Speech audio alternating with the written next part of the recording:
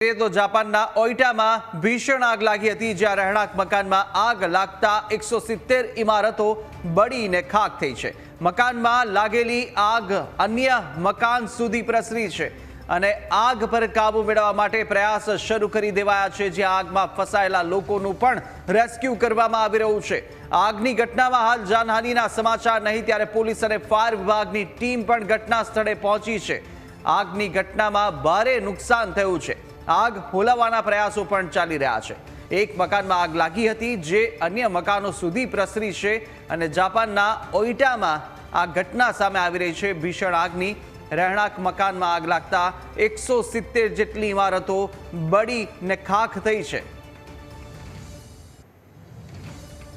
તો આગની ઘટનામાં ભારે નુકસાન થયું છે। ફાયર બ્રિગેડનો કાફલો પણ ત્યાં આગળ પહોંચ્યો છે અને સાથે સતત પાણીનો મારો ચલાવી આગ વધુ ન પ્રસરે તે દિશામાં પણ પ્રયાસ ફાયર બ્રિગેડની ટીમ દ્વારા કરવામાં આવી રહ્યા છે।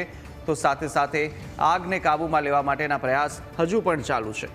જોકે આ ઘટનાની અંદર કોઈ પણ જાનહાનિના સમાચાર સામે આવ્યા નથી અને હાલ મોટું નુકસાન આ આગને કારણે થયું હોવાનું અનુમાન છે।